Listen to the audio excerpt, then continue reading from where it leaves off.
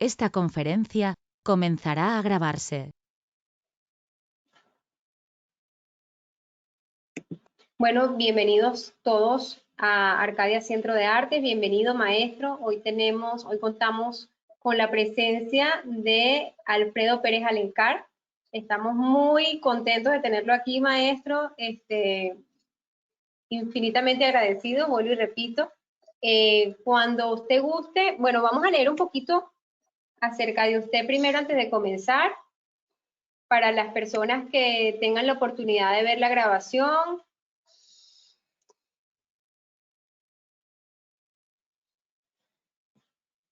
Sobre este artista, poeta y ensayista peruano-español, profesor de la Universidad de Salamanca desde 1987. Es director desde 1998 de los Encuentros de Poetas Iberoamericanos, que organiza el Ayuntamiento de Salamanca y la Fundación Salamanca Ciudad de Cultura y Saberes. Sus poemarios publicados son, entre otros, La Voluntad Enhechizada, 2001, Madre Selva, 2002, Hombres Trabajando, 2007, Cristo del Alma, 2009, Sabia de las Antípodas, 2009, Cartografía de las Revelaciones, 2011, Prontuario de Infinito, 2012, Memorial de Tierra Verde, 2014, Los Éxodos, Los Exilios, 2015, Ante el Amor, Calle, 2017, y Barro del Paraíso, 2019. Su poesía ha sido traducida parcialmente a 50 idiomas y comentada en 6 libros de ensayo a él dedicados. Ha recibido, por el conjunto de su obra, el Premio Internacional de Poesía Vicente Gervasi en Venezuela, 2009. El Premio Jorge Guillén, España, 2012. El Premio Humberto Peregrino, Brasil, 2015, y la medalla Mihai Eminescu, Rumania, 2017, entre otros. Es presidente del Premio Internacional de Poesía Antonio Salvado, Ciudad de Castelo Branco, Portugal, y del Premio Rey David de Poesía Bíblica Iberoamericana, España, además de ser coordinador literario del prestigioso Premio Internacional de Poesía Pilar Fernández Labrador, en Salamanca. Bueno, maestro, un gusto tenerlo con nosotros. Bienvenidos a todos los que se han unido. Y cuando usted quiera, damos inicio a este recital. Bien, muchas gracias. No son palabras de ceremonia el expresar primero la gratitud a quien ha tenido la gentileza de invitarme por sugerencia de un poeta, de un periodista muy querido como es José Pulido, para que pueda leerles algunos poemitas míos, algunos textos que he escrito a lo largo de estos años. Gratitudes pues a Arcadia Centro de Artes, a Aarón y a usted, Michelle Santamaría, su esposa, que está llevando adelante esta reunión, esta pequeña mesa donde pueda leer algunos poemas. Iré leyendo algunos poemas. El primer poema que voy a leer es un homenaje que quiero hacer. Está publicado ya en 2011.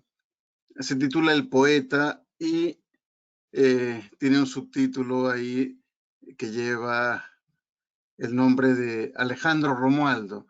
Es uno de los más grandes poetas peruanos después de Vallejo, pero no es conocido casi, es bastante desconocido, pero es muy grande, es de los inmensos poetas que hemos tenido en Perú y que lo tendremos toda la vida porque aunque ha fallecido, es entrañable y es un poeta que cada libro suyo iba cambiando, desde el soneto hasta el verso más fragmentado, y por lo tanto quiero empezar de poeta a poeta leyendo el poema El Poeta. Alejandro lo encontraron 3 días después de muerto, fue el forense, porque vivía en una situación muy precaria, vivía solo, y por lo tanto se entenderá cuando lea el poema. El Poeta. Eres hierro y eres piedra en la extensión del otro. no un ser melancólico que orina en los salones con maquinal desidia, tampoco el que perpetra juramentos salidos del retrete o copiados de un libreto decadente que solo es bulla o roncha o ambición defecada sin decoro. Eres el del veneno vital, el que restriega y mortifica y carajea sin aceptar 3 o 30 monedas a cambio de estar en el limbo, suplantando versos fecundos por estropicios líricos de aquello de su pluma en medio del trasiego de viandas y recomendaciones. Eres franja oscura, terco anhelo, corazón que pudo ser una paloma, hermano solo en el mundo, hermano sin necesidad de certificado, hermano cuerdo, bebedor, pintando lo que abruma, hermano escribiendo siempre a rachas, hermano muriéndote de costado antes quejano. Eres algún viejísimo olivo al que cree en leño seco. Yo te conozco y sé que las patrañas contra ti no acaban. Vienen finos tajos de cuchillo, viene algún basural para el trayecto, pero viene el dorado sin darte cuenta, tarde sobre tu recesión, mientras recargas luz en zona franca. Eres el hastiado de homenajes sonantes y te friegan los cóndores como a César Abraham y no te interesa la república, salvo la de Platón, y no eres ermitaño, pero viajar cuesta y no aceptas dádivas o donaciones, exceptuando el de una dama cuya ternura debilita tu coraza. Eres el poeta, que es música y es razón. Eres el dardo en su totalidad. Ves diamantes y no te traicionas, aunque el forense venga a estudiarte 3 días después de muerto. Otro poema de este mismo libro, cambiando de tono, es un poema dedicado a mi esposa y compañera principalmente, esposa y todo lo demás, titulado Mujer de ojos extremos, Jacqueline. Mujer de ojos extremos, soy todo convulsión durando en músculos de flamígero presidio. Soy el juzgado y condenado cuando me ausento a veces por el otro tiempo de la manzana. Soy el ángel rehabilitado que te sigue con su ala de amor, gentileza contra los bárbaros. Soy el que desdeña pertenencias que no hacen falta, manos en ardimento, violín flotando por aguas amargas, por soles trizados, pero siempre a tu lado, a las 23 lunas de tus huesos, a tus noches henchidas, quedándose para que bese tus sueños y cosquillee tu torso hasta volverte gacela del Líbano, viniéndome cuidadosa. Tú que tienes de querubina, alúmbrame con luciérnagas y cuida mis desgracias, mis espectros de 2 lenguas, mis miradas deshilachadas, mi vida individual y colectiva. Cuídame hasta la última edad. Diluvia en mi fisiología, relaciónate, relígate. Ahora y en la hora del gozo, del llanto, de la exacta realidad, creando a fondo la comunión carnal y los vientos favorables del espíritu. Yo te necesito, mujer de seda y acero. Necesito tus ojos extremos para crucificarme tan de continuo, para ser testigo de tus llamas sin corrupción, alimento para mi supervivencia que ya rectificó su rumbo y atraviesa tu noche única de prodigios como si hubiese sido un sueño apretado a nosotros mismos, en plena acción de tierras y cielos, aplicándose al oído tus susurros y los míos, mujer. Espósame con invocaciones que nombran lo amado, con emoción continua, con risas que destellen eternidad y asedio a mis partes mortales, aisladas por tu respiración en mitad de la almohada, centro vivo, pulsación que me concierne, cerebro febril, gravitando en la certeza de mis manos, movimiento libre de tus nervios principales, en cuya rotación nunca quedo a oscuras. Mujer de ojos extremos, te cobijo ahora que sientes frío y el ruido del mundo atasca historias a la orilla de tu río, de tu bosque, de tu cielo de tantas estrellas, allí donde bailé contigo baladas y promesas hasta hacerse agua nuestra boca tan temprano, juntos los dos, pero distintos a todos, éxodo tras éxodo, para gestar al unigénito portador de todas las sangres de aquellos forasteros que nos legaron un corazón alejado del odio.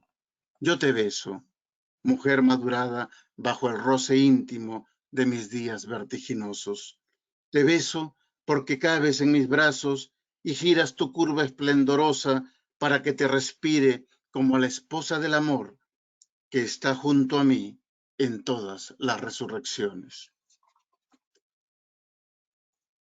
Bueno, han sido Hermoso. dos poemas largos, extensos, poemas ríos.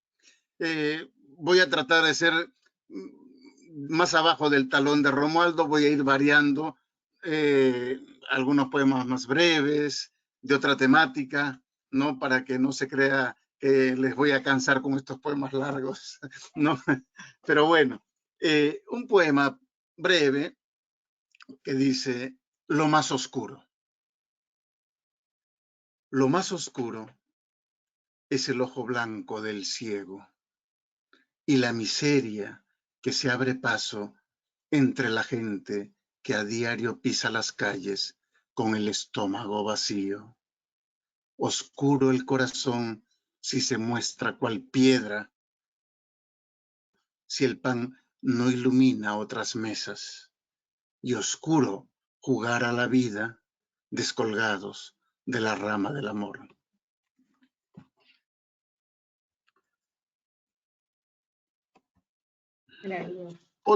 Otro poema mucho más breve. Tengo un poemario que tú lo has citado, se llama Sabia las Antípodas. Son de poemas, no de haikus, siguen la órbita del haiku. Está muy de moda hace ya una década, más o menos, hacer muchos haikus, y la verdad eso es bueno, siempre es bueno. Pero yo la verdad que no soy japonés u oriental, y es difícil, porque claro, si uno analiza el tema, la técnica del haiku, es muy fácil. 5, 7, 5 sílabas, tal. No, cuidado. Eso es en la órbita occidental, vemos las sílabas. En lo oriental es diferente.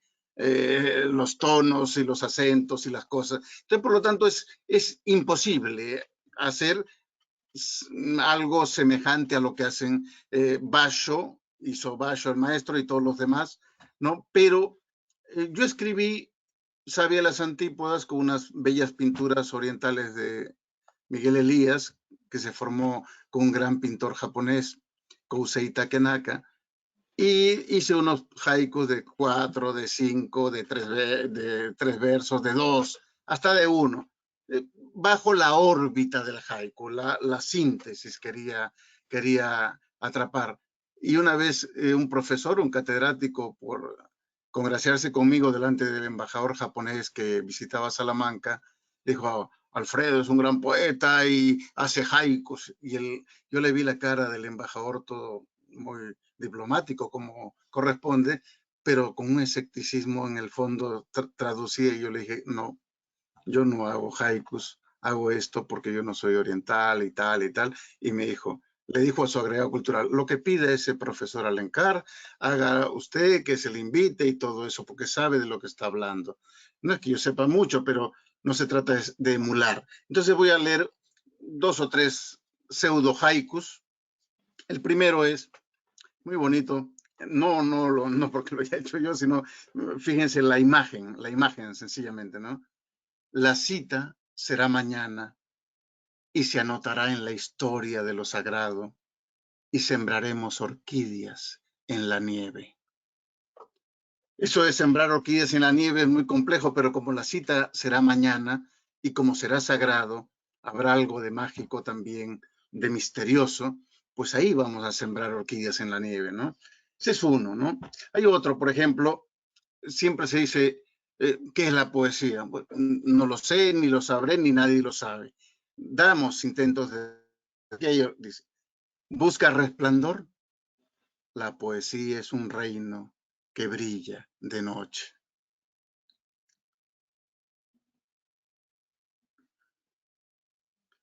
Espantada la serpiente, vuelve la armonía al huerto de los manzanos. Pides, lloras, gritas, pero no haces. Tu voluntad duerme como el oso en su cueva de invierno. Ágil mi alma como la libélula perdiéndose.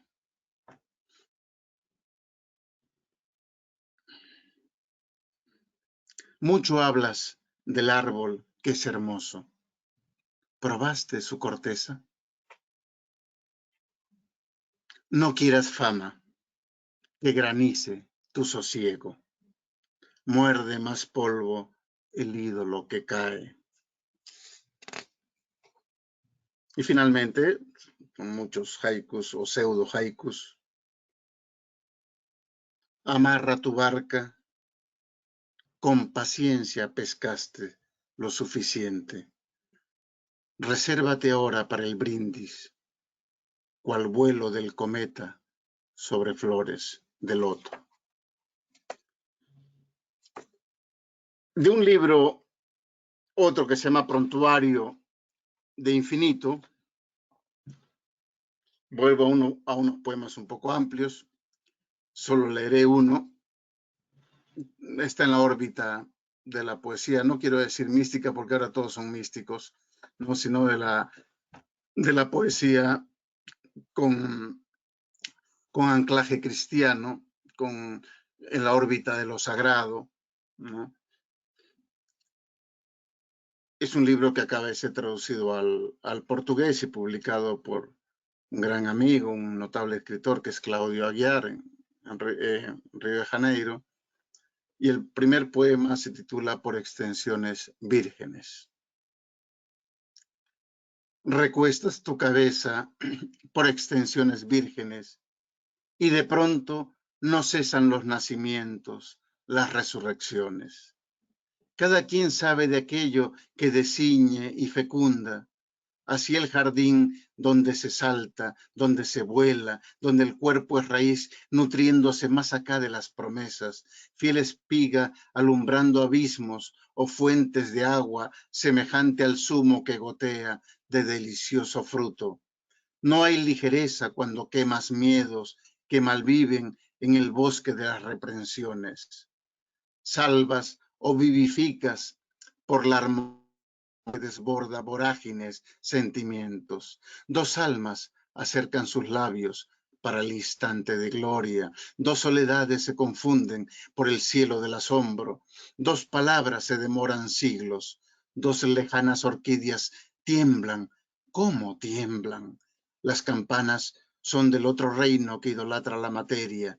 Prevalece revoloteante, desdoblado en el congénere, yendo y volviendo por su inocencia. No entierro y sí fiesta, sí respiración besando la viña, sí el turno que corona con súplica alegre, giras tu cabeza de crucificado y la pasión no muere.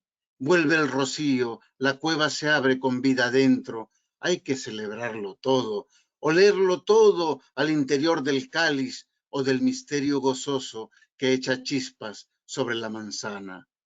Te hospedas al fondo, obediente de atentas consideraciones, te levantas pastoreando el fuego encendido, te acuestas arrodillando los besos, está tejida tu voluntad para demorarse en el origen, en el espaldarazo de la sangre sin mortaja, en el entusiasmo del tallo sucesivo, otra vez en la niñez creciendo deprisa, otra vez en la madurez de las esencialidades.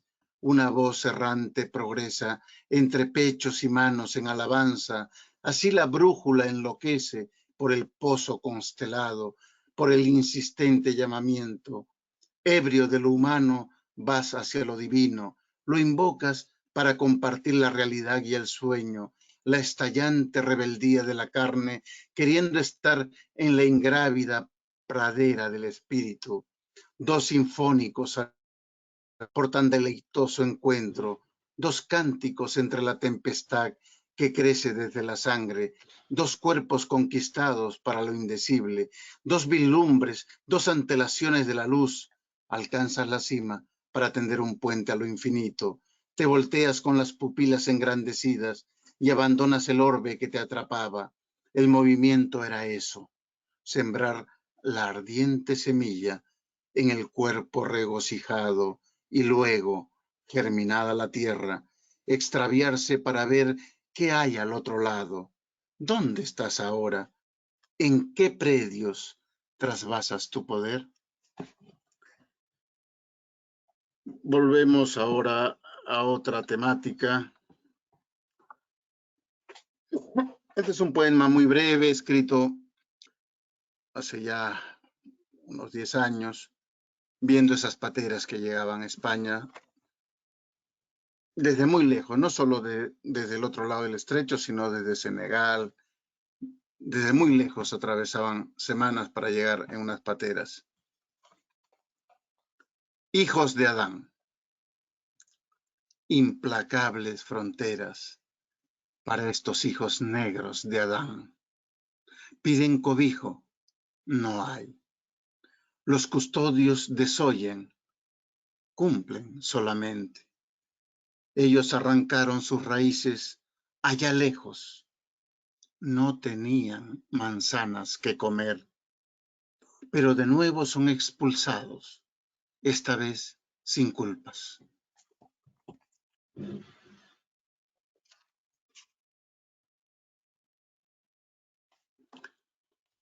Un poema, normalmente escribo mis poemas, los medito y los hago con mucha lentitud, pero este es el único poema que lo escribí viendo un periódico, en la portada de un periódico, lo escribí al costado y está tal cual, casi. Cambié un adjetivo, algunas pequeñas cosas, viendo la foto de una pareja de esposos con sus dos niños bajo el puente de Salamanca.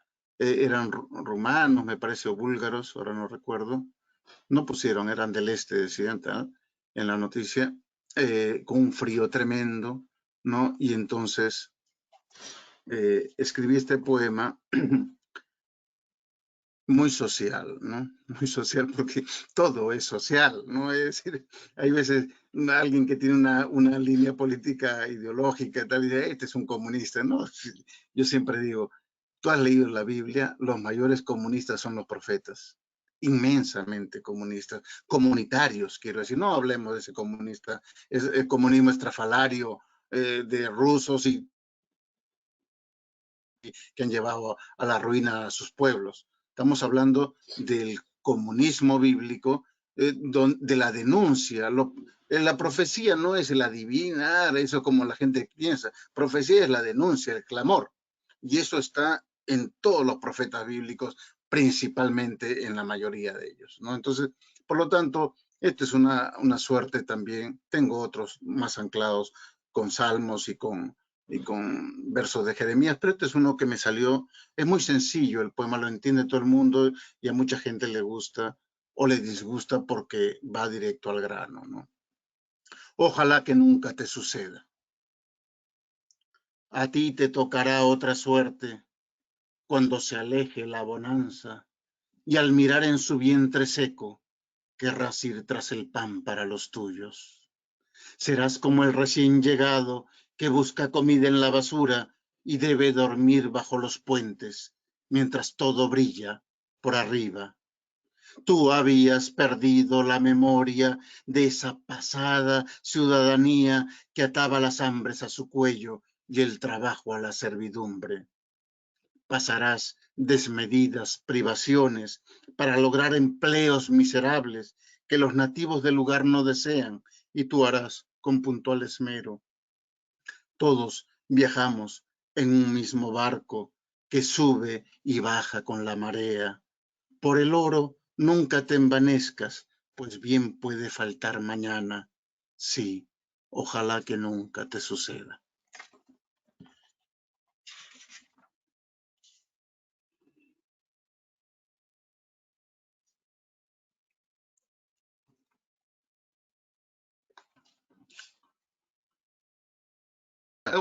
Otro con temática de extranjería.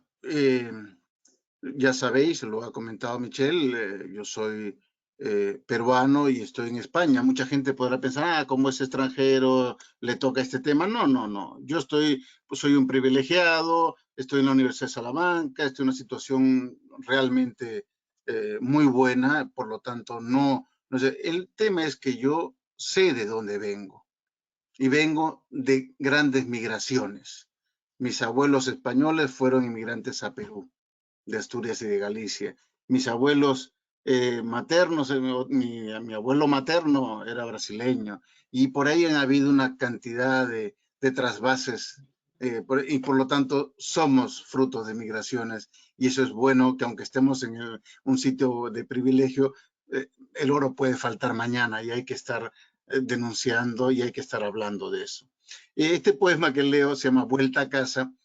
Algunos lo interpretaban como que me quejaba de los españoles y los brasileños como que me quejaba de los brasileños. De ninguno me quejo, más bien siento gratitud por todos, pero bueno, porque en realidad hay veces el yo no es el yo del poeta, es el yo múltiple, uno trata de dar la voz de los otros, ¿no? Y hay veces los otros es el yo de uno que encubre un poco, ¿no? O sea que no, aquí lo estoy explicando, pero la poesía no necesita explicaciones, solo el texto, ¿no? Vuelta a casa. Un perro olfateó mi ropa de forastero tras largo viaje. No es visión pasada. Ayer llegué a la entrada del pueblo, pero el perro no me deja pasar, aunque le muestre ternura o la foto del abuelo que era de aquí. Hundo las manos en esta tierra y luego me embosco entre las ramas del recuerdo.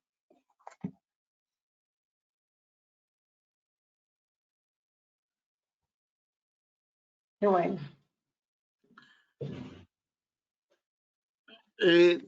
Yo soy profesor de Derecho del Trabajo. De eso sobrevivo y vivo con la poesía, ¿no? Pero hay que tener algunos ingresos y soy profesor de esa especialidad, pero no había escrito poemas sociales directamente, ¿no? Sobre el tema. Y tengo un libro que lo publiqué justo antes de la crisis del 2008, el 2007, y salió publicado por un sindicato, uno de los mayoritarios de España, por UGT. Se titula Hombres Trabajando, porque, claro, cuando los escribí, yo me daba cuenta que esa bonanza parecía que estábamos en el paraíso, y uno que es profesor de Derecho del Trabajo sabía el salario de los españoles, no era muy elevado, y esos pisos tan caros, las hipotecas inmensas, como si siempre va a durar eso. Entonces todo eso a mí no me cuadraba, no es que fuera alguien que estaba con la bola de cristal, pero no me cuadraba.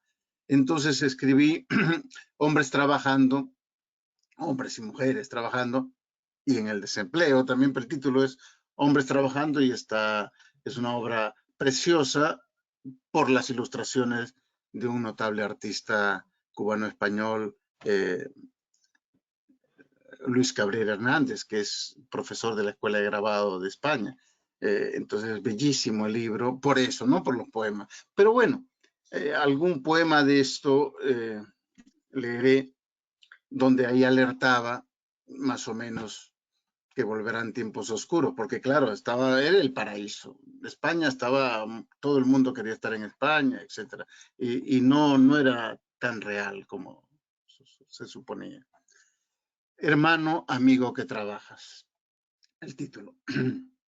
Yendo a lo nuestro, acercándonos a las cerillas que al crepúsculo alumbran los rostros, te diré que debes aprender a recibir los días con todas sus esquirlas, a que pueden volver veranos oscuros, languideces, grilletes.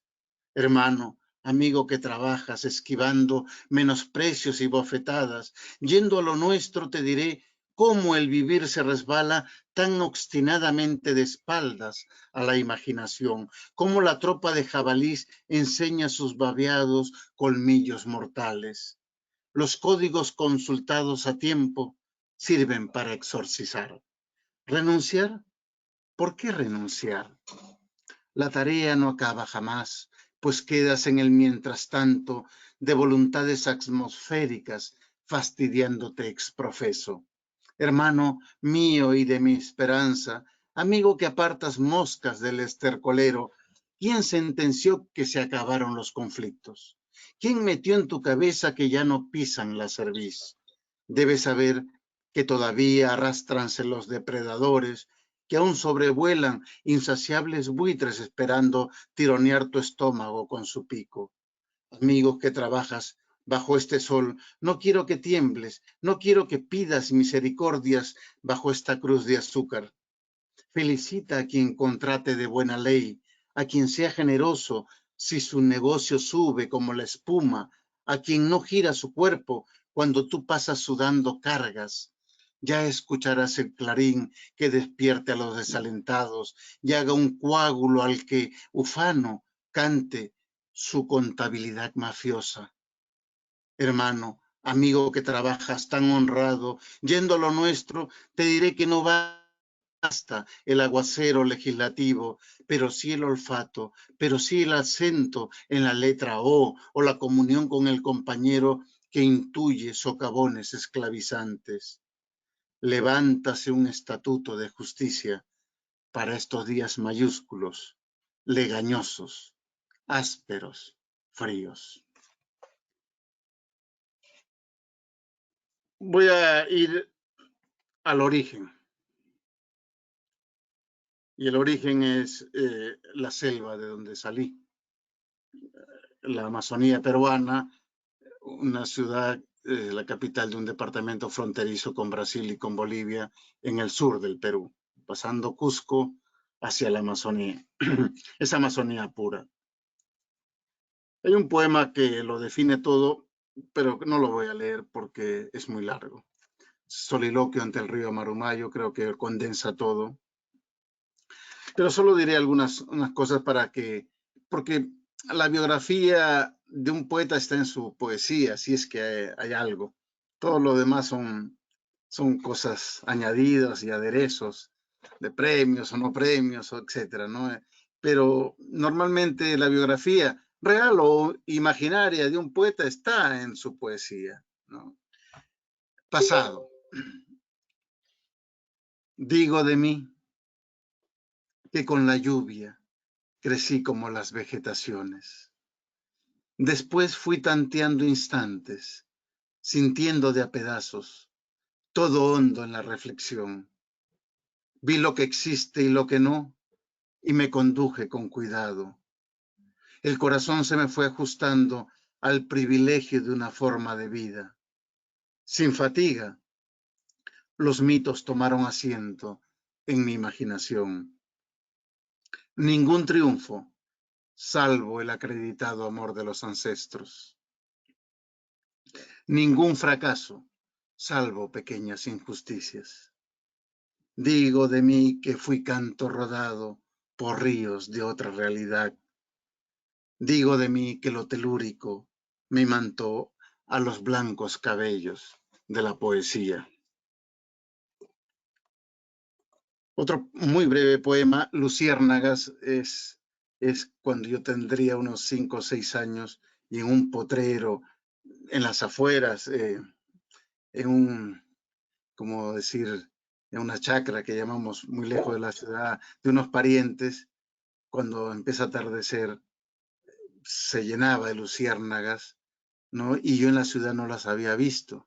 Entonces, normalmente antes de atardecer nos volvíamos a la ciudad. Esa vez mis padres se quedaron hablando con los tíos.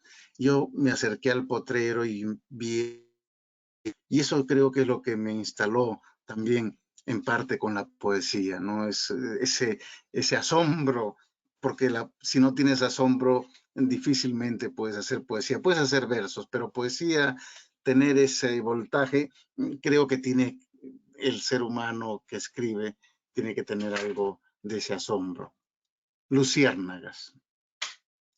Me acerqué al encantamiento, vi farolas al crepúsculo, mecheros encendidos como fuegos aleteados, dádivas volando, centellas delante de mis ojos.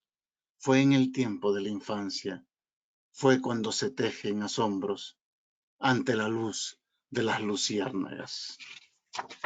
Y voy terminando, sí, con 2 poemas. Este es un poema absolutamente realista, ¿no? Es decir, no es abstracto, para decir como en pintura, ¿no? Esto está basado en un hecho real.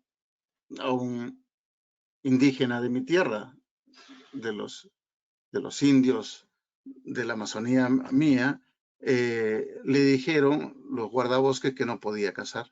Ya, no tenía licencia. Miles de años han estado ahí ellos cuidando el bosque, cazando para comer y no para trofeos y todo eso. Y el hombre dijo, colgó sus arcos y sus flechas y se dejó morir de hambre. No dejaron cazar a don Luis Anigüe. No dejaron cazar a don Luis Anigüe en el territorio que conmemoraba sus latidos. No lo dejaron entrar. No quisieron que buscara comida. De pronto las leyes protegieron al turista y no al nativo, a las petroleras y no al poblador del bosque, al animal y no al hombre cuya etnia por siglos se sirvió de fauna y flora con prudencia. Vienen y van, mostrando vergonzosas licencias, aquellos saqueadores de especies y pócimas ancestrales. Pero el guardabosque comunicó a Sanigüe que ya no tenía ningún derecho a mitallar sobre el suelo de Tambopata Candamo. El mundo está al revés, se dijo. Colgó arco y flechas y se dejó morir de hambre.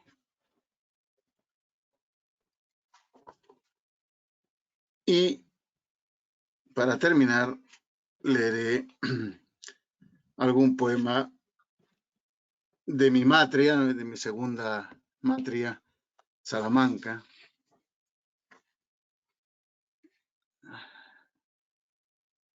Vamos a ver cuál de ellos.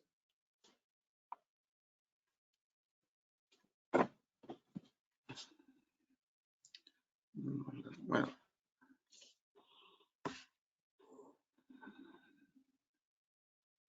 Voy a leer Testimonio del hechizado. ¿Por qué? El libro, mi primer libro publicado se titula La voluntad enhechizada, que es un juego que hago yo con las palabras que Cervantes pone en boca del licenciado Vidriera, Salamanca, que enhechiza la voluntad de todos aquellos que de su hospitalidad han gozado, etcétera, etcétera, ¿no? Entonces yo me he sentido eso y por lo tanto la voluntad enhechizada. Es el primer libro publicado, el segundo escrito. El primero escrito, segundo publicado, fue Madre Selva, sobre mi Amazonía. Mis 2 primeros libros quise ex profeso que pagaran el peaje telúrico, marcando, como hacen los animales con sus ciertas secreciones, el lugar donde uno patrulla, donde uno vive. Mi Amazonía verde, mi piedra amarilla, ¿no? Entonces, el primer libro es La voluntad enhechizada. Testimonio del hechizado. Es un poema en prosa. Tiene la poesía va también en la melodía, en el ritmo, ¿no? Yo solía cantar en la penumbra de los días lluviosos, convirtiendo mis pulsiones cotidianas en un eco sin fondo que colmaba de gratas melodías los rincones no visibles de este paraíso. Nada detenía mi canto, pues la fluidez del aire subiendo desde el río con fragancia de tiernos helechos refrescaba la ciudad y a mi propio asombro. Yo iba así, cantando los espacios de mi pequeño mundo, alborotando la fuente de los sentidos, apreciando las colinas inmemoriales, instalándome en la ciudad como un oasis que se alza entre muros conocidos, donde aletean centenares de vencejos. Este era un oficio que multiplicaba los sueños y el ritmo de la tarde recostada blandamente sobre los residuos del día. Me había abocado a las pacíficas ceremonias del origen, a los placeres suntuosos que depara el trato con la piedra auténtica que compartía el fulgor del sol y el silencio de plata de una luna cuya huella indeleble se deslizaba en el centro de mi pecho.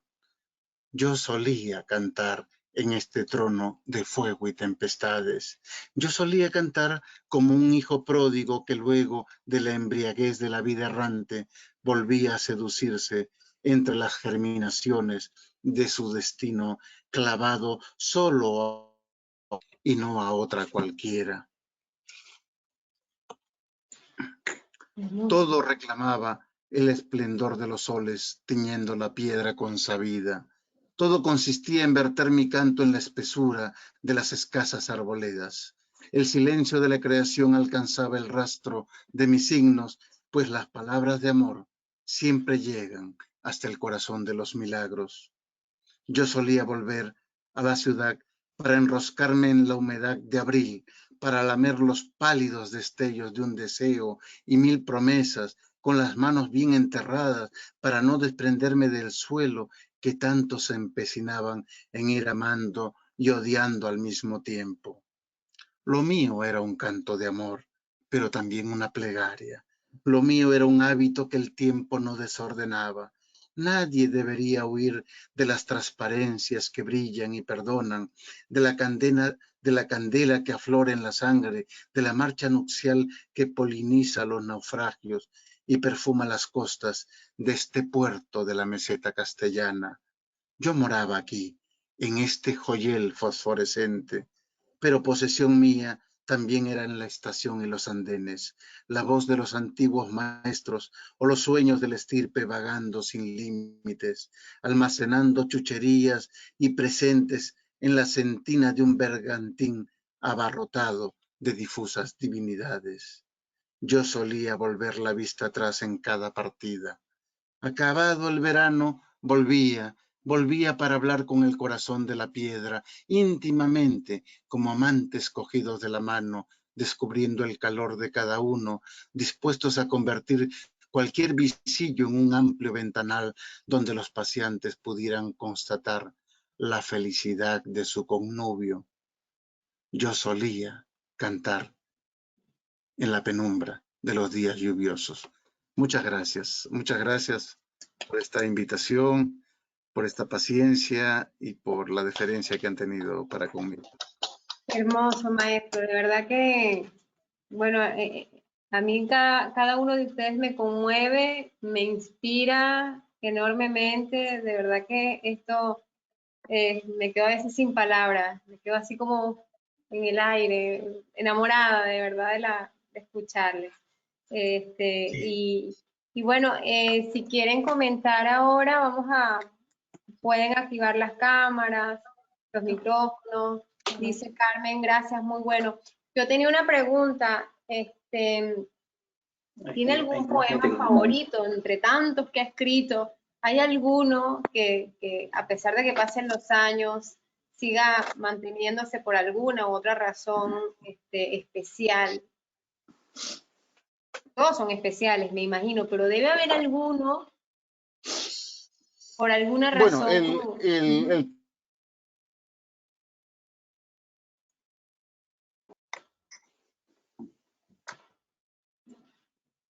Margie dice, conmueve, alimenta el alma, totalmente.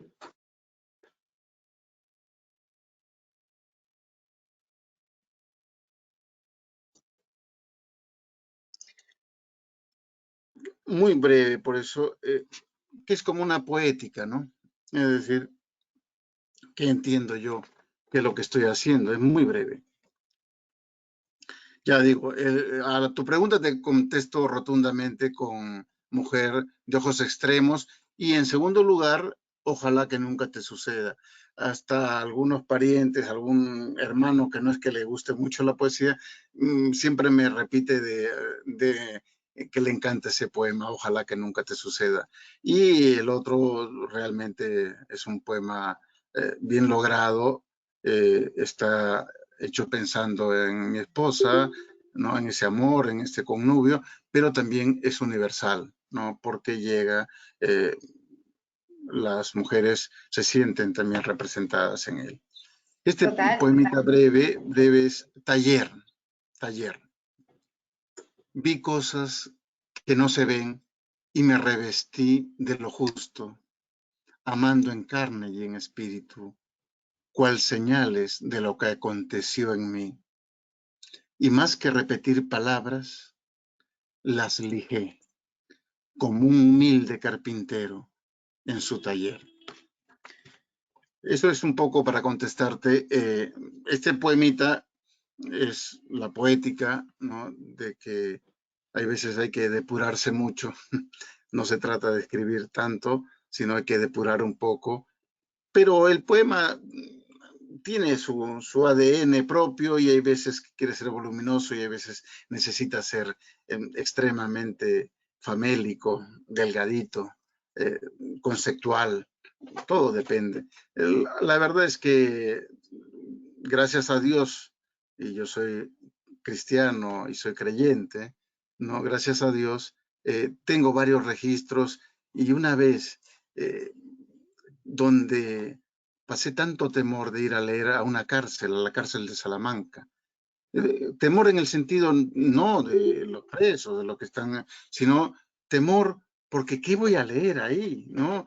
Y entonces era para un pequeño grupo, me dijeron, los de Cruz Roja, por el Día Internacional de la Poesía, hace 8 o 10 años. Y yo estaba, ¿qué le va a interesar la poesía y todo? Pues es el mejor recital que he dado en mi vida y no creo que volveré a dar más, porque al final no era un grupo. Creo que porque iban a estar más libres y se apuntaron demasiados y fuimos al auditorio, ¿no? Y en el auditorio me han hecho tantas preguntas que ni en facultades, ni gente que estudia filología, que se supone que tienen que estar preguntando, pues me han bombardeado de preguntas y tuvieron que cortarle porque ya eran las 2 horas o 2 horas y cuarto, ¿no? Y seguían y seguían y seguían preguntándome. Y claro, y sobre todo alguien un marroquí, me dijo, ya, muy bonito esto, pero no has leído nada de por allá. Y leí una. Tal. Otro, me dice, yo creo que usted es cristiano, era alguien gitano, que su madre era evangélica, ¿no? Y me dice, yo intuyo que tienes algo de Cristo. No tengo algo, tengo un libro que se llama Cristo del Alma, no oculto mi filiación cristiana, ¿no? Y le leí un poema, ¿no? Y así por el estilo, cada quien, y tenía para varios registros, que eso es importante a la hora de antes de cuestionar, dicen, nah, a la sociedad no le importa la poesía, porque no, los poetas los estamos alejando. Entonces también tenemos que ser, hay veces, un tanto herméticos y hay veces bastante claros, ¿no? Hay que tener hacia quién vas a leer y dar esos registros, porque si no, es fácil echar la culpa a los...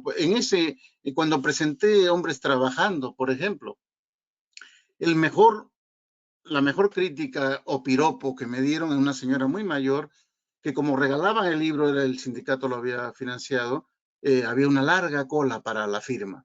Y yo le pregunté su nombre, tal, para que sea una... Y me dijo, después de 20 años, el primer poeta que me interesa es usted, ¿no? Porque claro, estos escriben no sé qué, sus congojas, sus tal, y no, claro, la gente se sabe, los romances, todos los pueblos, toda esa gente se sabe de memoria las cosas, ¿no? Entonces, hay veces nos ponemos con divagaciones y tal, y nos enfadamos y creemos que la gente no, hay que, yo le digo, mire, este elogio realmente lo tomo mejor que viniendo del presidente de la Real Academia de la Lengua, y era verdad que lo decía así, ¿no? Entonces, por ahí van las cosas. Qué ¿Alguna bonito. otra pregunta? Qué bonito. Maestro, ¿la inspiración a usted le llega o la encuentra? No sé, no, digo, esas son cuestiones. Digo porque, por ejemplo, a mí la inspiración, bueno, viene de muchas partes, ¿no? Pero la música, escucharlos a ustedes, a mí, que hago otra cosa totalmente distinta, pero yo me voy de realmente inspirada y a Sí, transformarlo en lo que hago. Entonces, por eso mi pregunta, sí, sí, ¿qué no, no, sí. aún? Si la pregunta es perfecta, Michelle, no es normal. Sí, yo lo iba a contestar, estaba viendo por qué senda contestarte. Sí, sí, justamente a mí, como lo dije, viendo ese periódico me inspiró y escribí ese poema inmediatamente, ¿no? Y hay veces que pasan 6 meses y no escribo nada, pero porque ha estado macerándose. Ojo, yo tengo ese libro, Cristo del Alma, y cuando lo iba a publicar a algunos poetas amigos que sabían, les enviaba y me decían, no, no lo publiques, te van a tachar, ya no te van a invitar a recitales, porque te van a decir que esto es cristiano y por aquí y estas cosas como los beatos o tal, ¿no? Entonces le digo, bueno, si es por eso, maravilloso, que me censuren porque no me van a crucificar, que el Señor lo tuvo más complejo, ¿no? Con que no me inviten no pasa nada. Pero digo esto que tardé 5 años en leer la Biblia de principio a fin, en escuchar muchas intervenciones en una iglesia a la que yo asisto en Salamanca, ¿no? Y alguna miembro de esa iglesia una vez me ve, pero tú ni hablas aquí, tú no dices nada. Y yo te he visto en la televisión como en las tertulias y hablas tanto y aquí no hablas. Estoy aprendiendo. Primero estoy aprendiendo. Entonces, claro, luego ese libro salió con una fuerza tremenda, ¿no?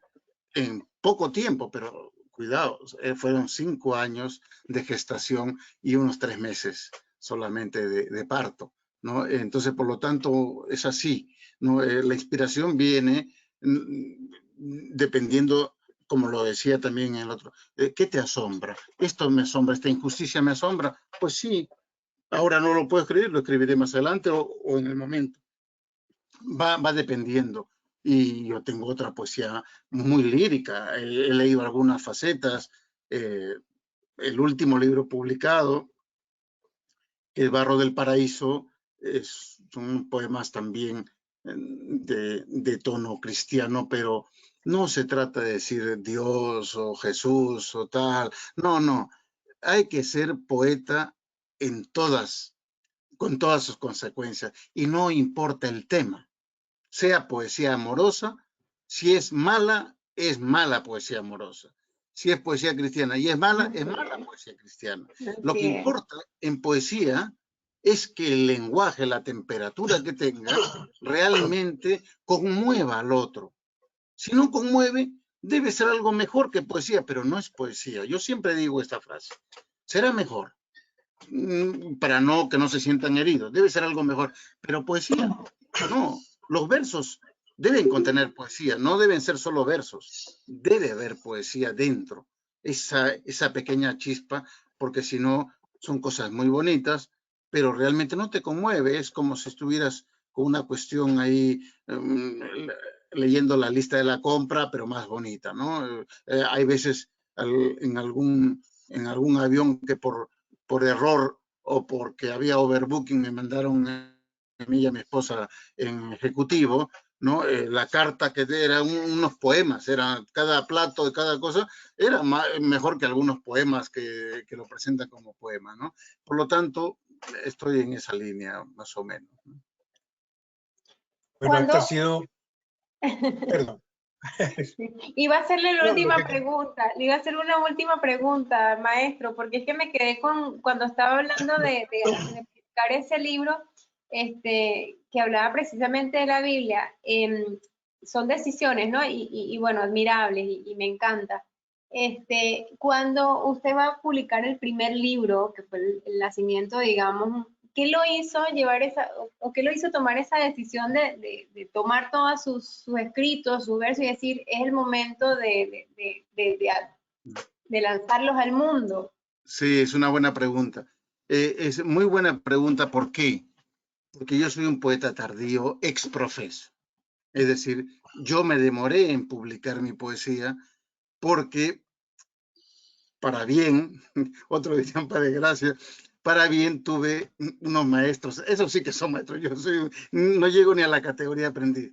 Gonzalo Rojas, Westphalen, Romualdo, los grandes poetas no solo eran mis amigos, sino que también hasta se quedaban en mi casa, en la casa de mi familia.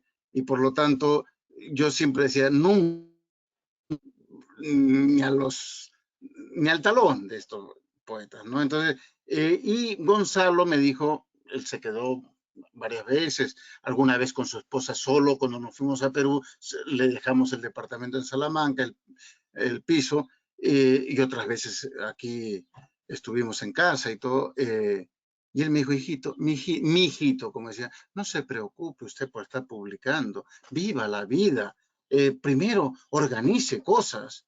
Él me dijo que se encargó muchos años de hacer encuentros latinoamericanos de escritores y poetas en Concepción.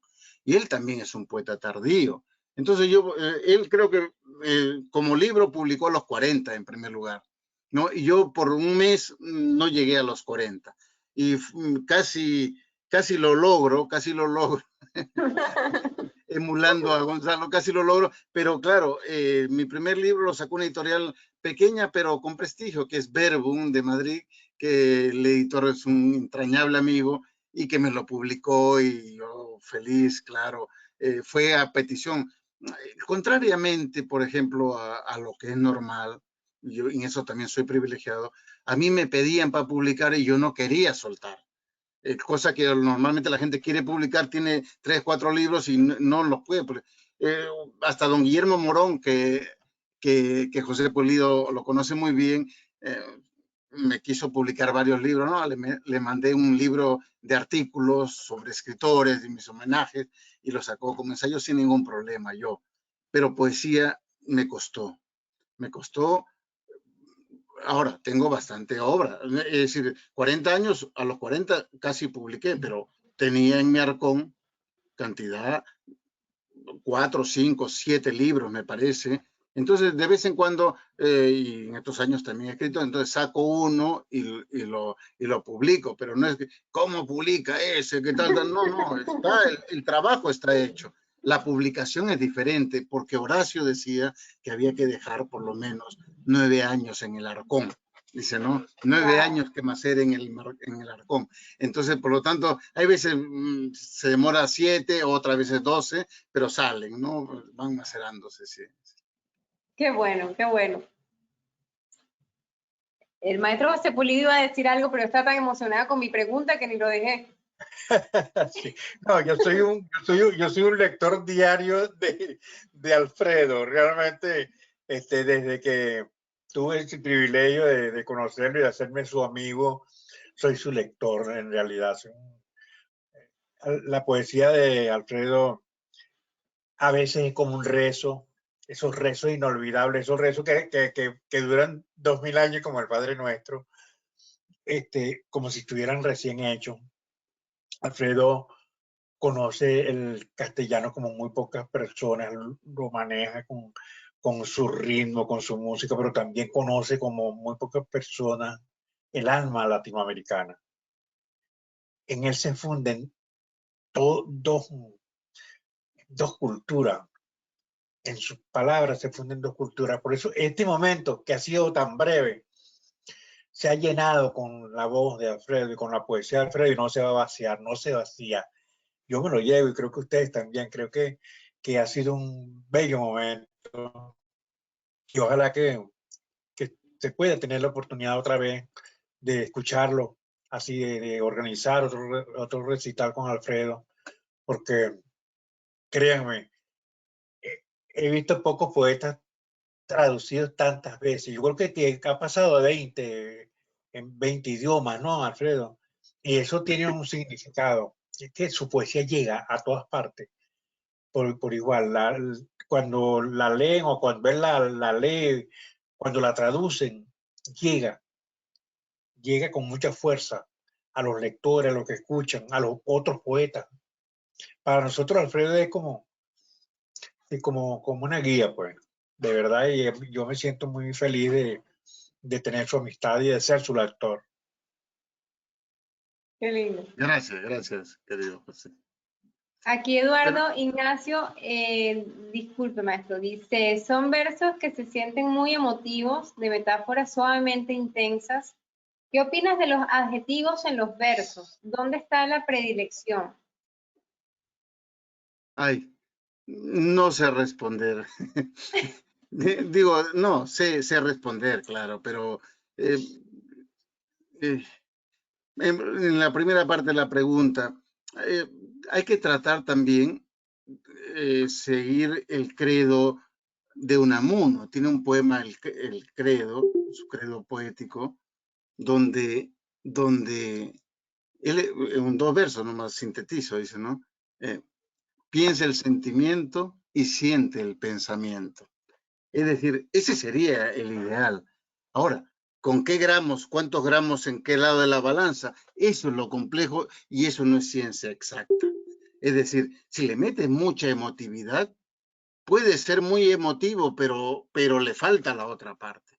Entonces hay que tratar de llegar a un término medio en los poemas donde también vaya esa carga de pensamiento, de la filosofía, porque en realidad eran casi hermanas y se han divorciado la poesía con la filosofía y los filósofos se hacen los enfadados porque dicen que ellos son la razón y nosotros la sin razón, pero no es verdad. Hay veces en un poema hay más historia, más filosofía, más psicología, un buen poema, claro, ¿no? Que en un tratado. Eso, la historia de la poesía de los grandes poetas, que son pocos, como es lógico, ¿no? Demuestra que en un poema o en un libro se concentra todo.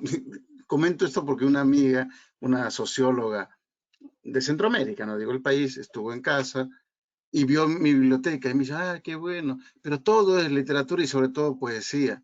Sí, le digo, los libros de derecho los tengo en mi despacho en la facultad, pero ¿sobre qué tema quieres? Le dije. Ah, a mí me gusta esto, la política. Tal. Y cogí el libro Los poemas de Píndaro, del poeta griego. Además traducidos por mi maestro, mi querido segundo padre, Alfonso Ortega Carmona, que es un sabio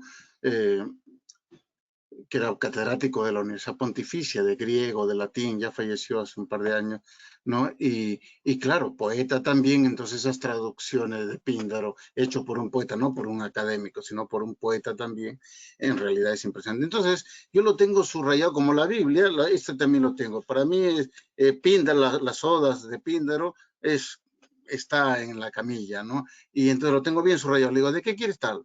Y le leo 2 versos. ¿De qué tal tema? Otro. Le leo 2 versos. Y eso está ahí, y además le digo, fíjate que está en esas odas donde encima son odas, las primeras odas o la primera poesía pagada, le pagaban a Píndaro para que escribiera, para los ganadores de los juegos. Es decir, tenía que encubrir dentro de la loa y alabanza de los ganadores, también ponía temas candentes, ¿no? Que atañen al ser humano de todos los tiempos.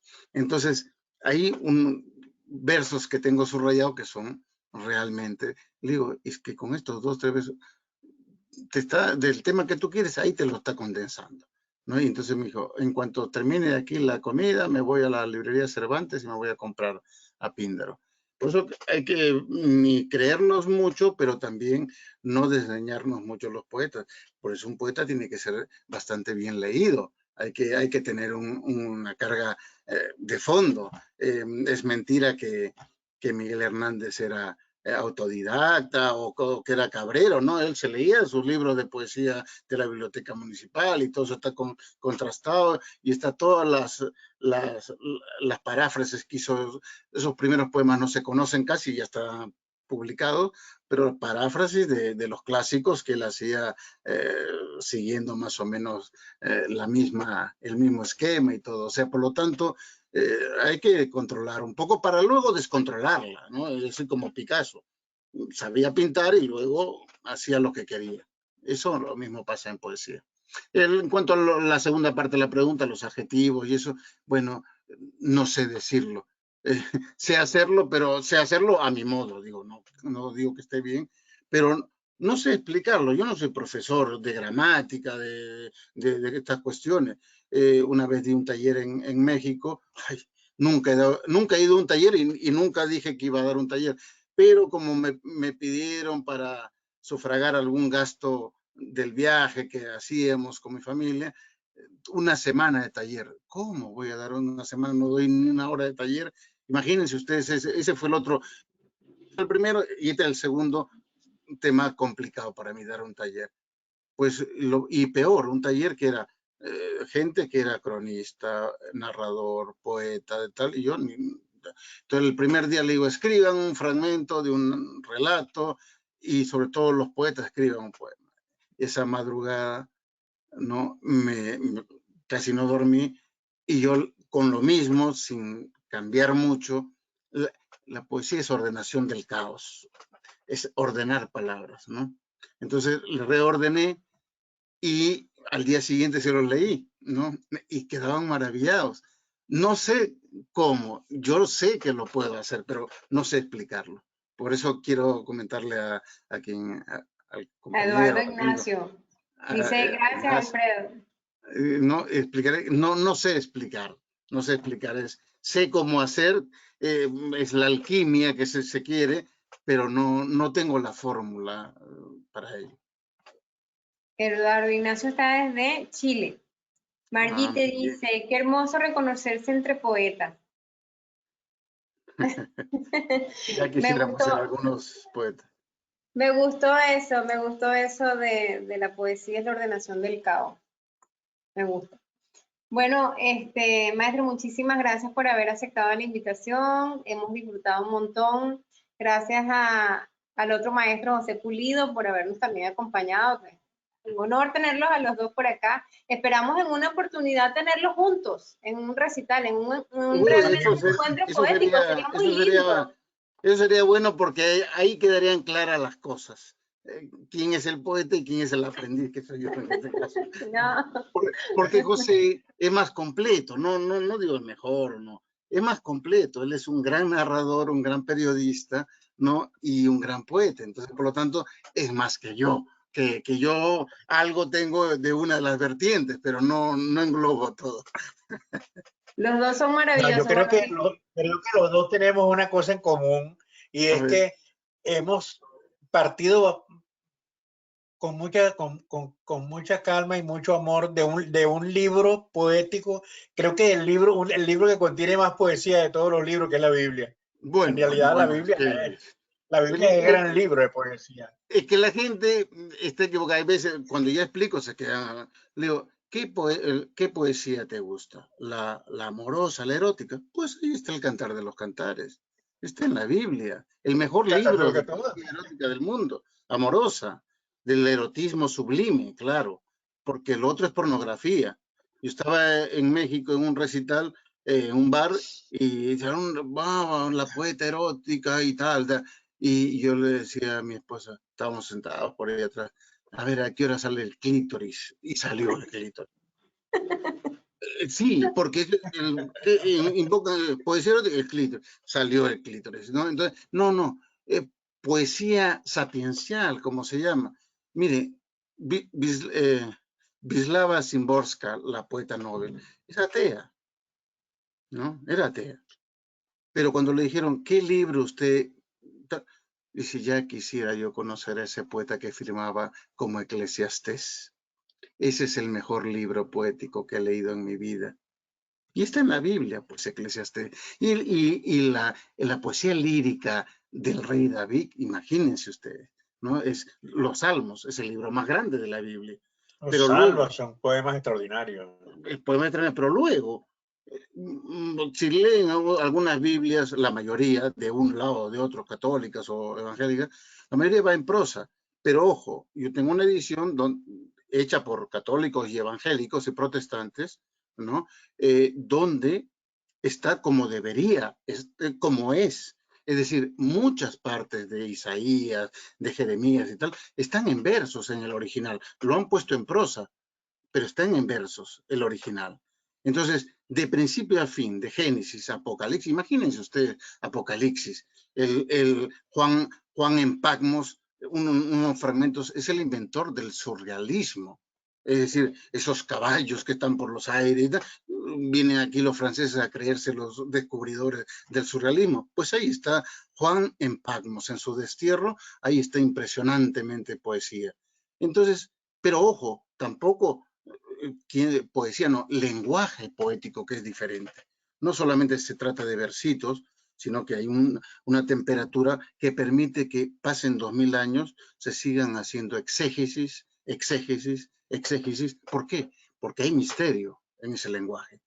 O sea, permite que se siga interpretando, ¿no? Y ahí está lo que la gente, hay veces porque le importa tres pepinos a la religión, no importa, por lo que sea, pero no lo leí. Yo no lo leí hasta que era muy mayor aquí en Salamanca. Yo tenía todo en contra de la religión. No lo leía. Mi esposa lo leía todas las noches y yo ni lo abría. Pues ahí estaba. Bueno, yo creo que al menos yo he quedado con muchísima curiosidad viéndolo desde, o sea, ya casi que le estoy diciendo aquí en pleno evento que necesitamos hacer otro evento, pero dedicado a, digamos, a eso que está contando, toda esa variedad que existe dentro de la Biblia como a nivel poético, a nivel todo lo que, como los está contando, me parece precioso. Todo eso. Entonces ya lo estoy casi que comprometiendo a un segundo evento. La poesía dramática de Job, el libro de Job. Es un poema dramático impresionante, ¿no? Y así podríamos estar paso por paso. Y ojo, ahí los profetas menores, como Miqueas, ¿no? Oseas, pero Miqueas sobre todo, son pólvora, son poetas sociales, ¿no? Son pólvora. Inclusive en el Nuevo Testamento te consigues también con el gran poeta, uno de los poetas orales más importantes que ha tenido la historia de la humanidad, que se llamaba Jesús. Un gran poeta. ¿Cómo? Si solo hablaba en parábolas. Entonces, eso es poesía, claro, la concisión que existía ahí. No, es impresionante. Pero, bueno, cada quien que se pierde. Pero hay muchos que reniegan, que dicen que no, pero bien que abrevan sin mencionarlo, porque ese es un gran filón. La Biblia es un gran filón para alguien que sabe escribir un poco, aunque luego no lo mencione, está sacando de ahí, ¿no? Por eso León Felipe decía, ¿no? Todo poeta, León Felipe no era un poeta beato ni estas cosas, porque ya lo saben bien. León Felipe, el gran poeta del destierro, que murió en México, ¿no? Él decía que todo poeta que vuelve a la Biblia no está haciendo nada más que volver a su antigua casa. Y punto. La antigua casa. Los poetas, su casa es la Biblia, ¿no? Y eso lo dice él, y es verdad que no está ahí. Y Gabriela Mistral, si ustedes leen el texto que tiene sobre la Biblia, ese libro que le ha acompañado y toda la poesía, es impresionante. Lo que pasa que luego, claro, si nos vamos a las cuestiones ya religiosas, a los sesgos, fanatismos y tal, ese es otro tema, no entremos ahí. Entremos a la...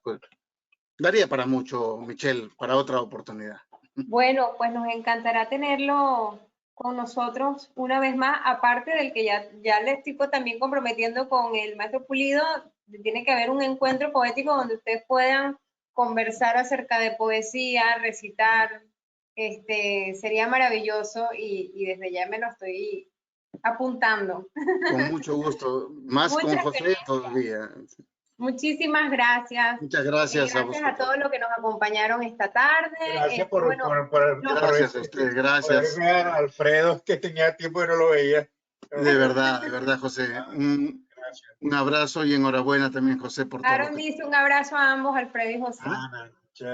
Y dice, Aaron dice un abrazo a los dos y esa humildad los hace más grandes aún. Totalmente de acuerdo. Bueno, tratamos de no ser humilde fingido, porque hay mucha humildad fingida también. Eso es verdad.